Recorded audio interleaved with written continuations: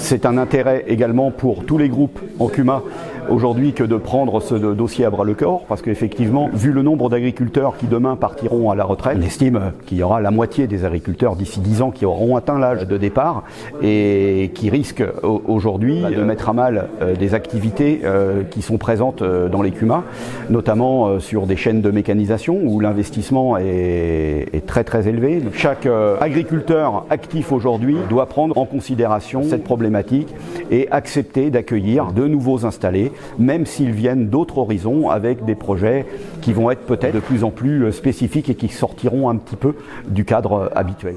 Alors la transmissibilité des exploitations d'élevage dans des formes individuelles, c'est un gros problème. Dans les formes sociétaires, où là effectivement, il y a toujours, il n'y a jamais l'ensemble des associés qui partent à la retraite. Donc le renouvellement se fait progressivement, c'est-à-dire qu'il y a toujours un ancien ou un plus ancien qui est là. Donc le jeune ne se retrouve pas tout seul. Néanmoins, effectivement, il faut trouver et continuer à conserver un outil attractif, rentable.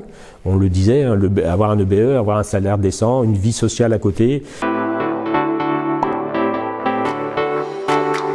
Je pense que toute cessation d'exploitation, ça se prépare. Ça se prépare à plusieurs niveaux.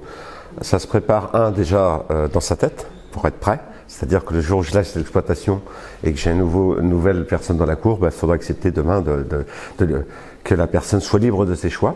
Ça se prépare aussi sur des aspects à la fois financiers. Je prends entre autres sur des systèmes de société, il faut penser à sortir les comptes courants relativement tôt.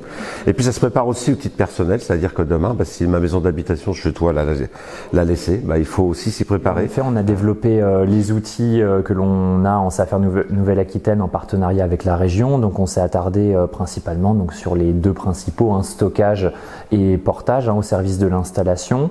On a aussi évoqué l'assurance fermage impayé pour les propriétaires, pour essayer de les rassurer quand ils mettent en location leur foncier à un jeune à l'installation. Et on a évoqué bien entendu le FACINA, puisqu'on a remis un chèque aux époux bonifaits sur un dossier qui était plutôt complet, puisqu'on avait fait intervenir à la fois du stockage, du portage avec un double projet d'installation. Unissons nos forces pour que nous puissions déployer des installations réussies, durables et vivables sur notre territoire.